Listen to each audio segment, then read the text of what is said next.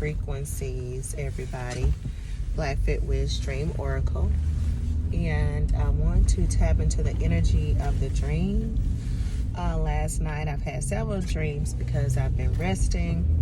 It is 12:32 right now here in Memphis. I just woke up probably for the third time today. Well, I just really got out of bed about 20 minutes ago. Been a great day of rest. It's raining outside today, so really just want to be inward and do a lot of inward work and resting. Some of you all may not know, but 3 days out of the week I do Kung Fu. Excuse me. 2 days out of the week I teach Tai Chi. And then I'm always constantly in motion. This week I led a bike ride on Monday. I did Kung Fu, I did Tai Chi, and then my one of my jobs causes me to always be moving and active as well, coordinating a lot of different things. And yesterday we had our Earth Day celebration at the farm, and so that was beautiful, but I had to coordinate that, so it was a lot of moving parts. So I just rested this morning. I just laid down, allowed my body to rest and get the rejuvenation that it needs. You don't always have to, just because the clock strikes 7 or 8 doesn't mean you always have to get up. Allow the body to just rest. It wasn't even about just being sleepy. It was just like resting. But that's a whole nother story. But going into the dream last night, I had several dreams. I'm going to go into the second dream first. I'm going to come back to the first dream before I go and close this out. But I do want to share with you some amazing things. If you're in the dream, if you saw the community tab, I posted a little bit about it. How I was able to be with my bloodline houses. So in the dream, it basically starts off where I'm going to pick up. I'm going to pick up on the part where I am with my bloodline houses. It's the best way that I can put it. And my grandfather was leading this ritual. He just felt like my grandfather. He wasn't my physical grandfather here in this realm. I don't know. It may have been a great-great-grandfather. I don't know. But he was a grandfather in that reality. And I was a female and I had a sword. And it was a particular way that we had to hold our sword in this dream when we did this ritual. And then it was me. And then across the way from me was another female, possibly cousin or something that was in the family, and she also has a sword, and we were in the front as we started this ritual, and he made it clear that, you know, he was the one that was allowing this because women hadn't been allowed to do this in the past, and we had a special place, and we would even have a special place after he transitions. So the dream goes on to me being in ancient Africa, Al-Kibalan, or ancient Kush. I felt like I was there. The energy of it is always the same whenever I visited in my the dream state. And so I'm there with my ancient houses, but the wardrobe or the garb that I have on is black, but it has gold detailing in it with gold. I ain't talking about no gold thread. Gold is stitched into my wardrobe, and this is what I have to wear at the rituals. We leave, we go to another ancient house, family of houses that was connected to us, but it was another place for us to learn and practice and learn the ways. It wasn't like a school. It wasn't like we went to school.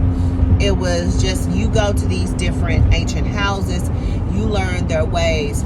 This is school, if one wants to use that word. So we go to this other house, and we walk into the house, and then we're led in, and there was a guy that was there who had been enslaved, or who was a captive for some wrongs that he had done. Wasn't like slavery or prison here in the Western society thought process, but it was basically he was just, paying back his debt to society by having to do different things. And one of the ones was, making sure that we were okay, we were comfortable when we came into the house, that type of thing. So we come into the house, where we meet him, we sit down at this table, and then he pushes this huge gold bar that was covered. He tried to push it inside of this room.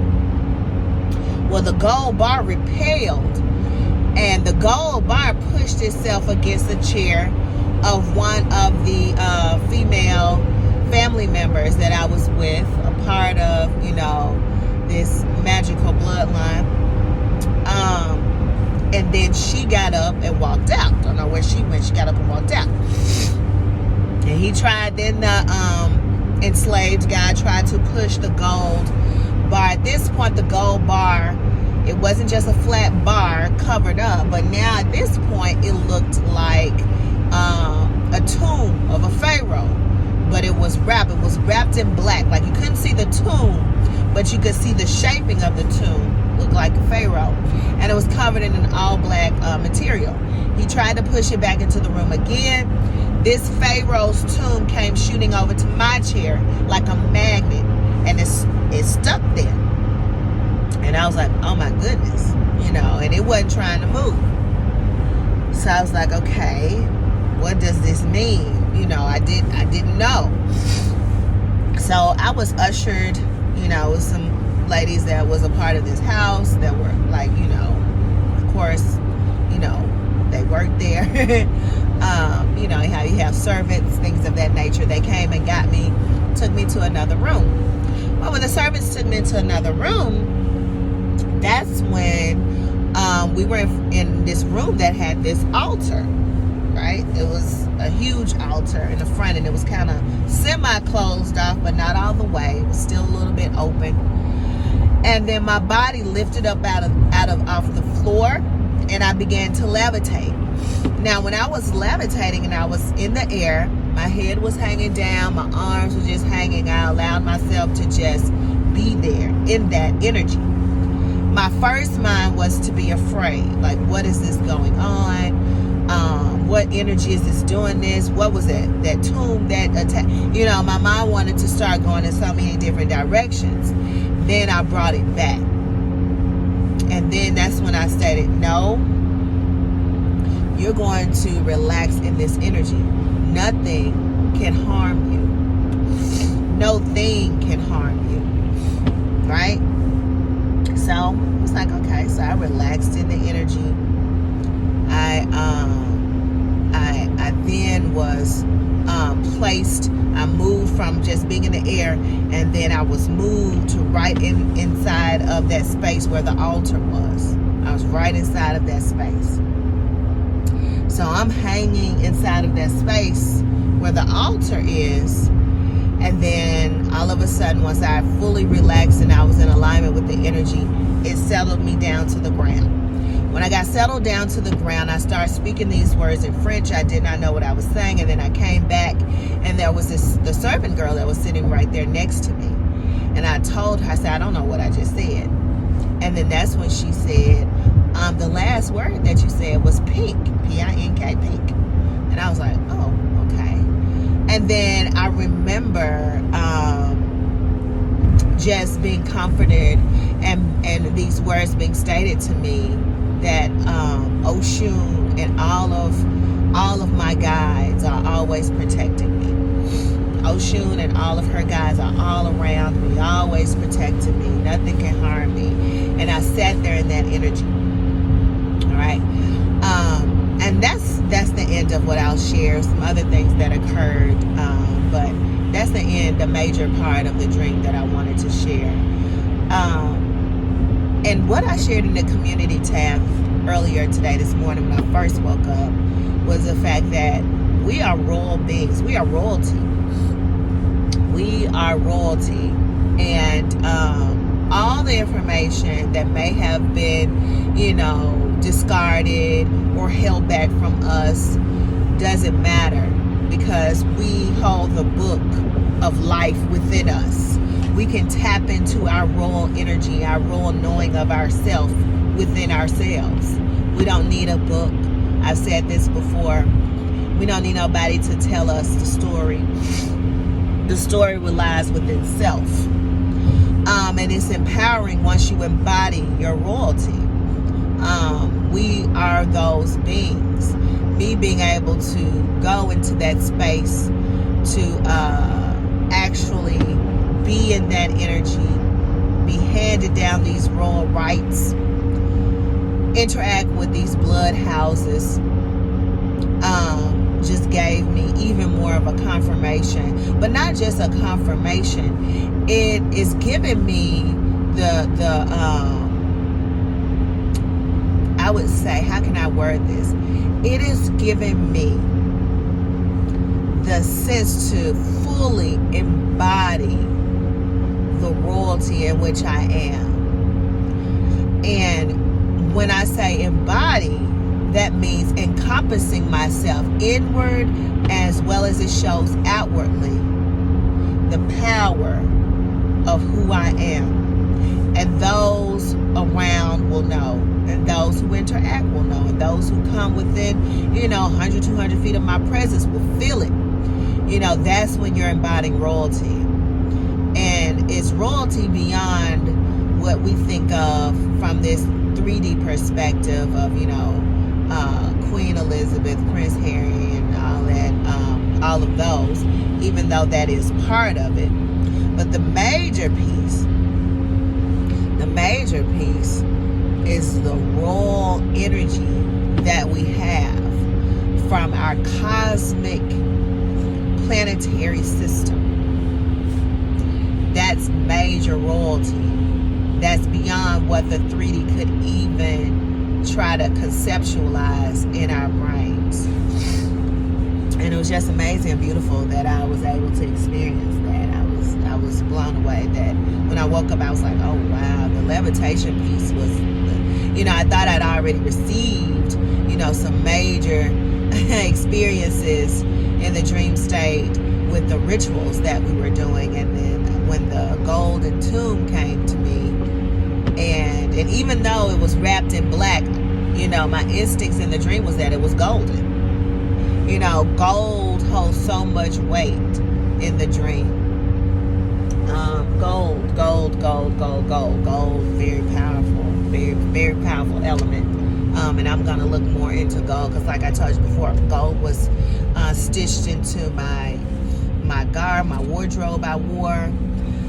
The tomb was also gold, so gold is definitely powerful. So yeah, I want to share that dream. I wanted to inform you all that we are royal beings beyond whatever it says here in 3D. To be able to tap in however works for you. For some people like me, it's the dream state. For some people, it's going in meditation when you exercise, or sitting in silence, or going through those rituals, or holding on to crystals to clear your thoughts. Whatever that space is, however you get into that space of silence to be able to receive that information, allow yourself to receive, and then not only receive it and know it, but embody it. All right, you want to embody that energy.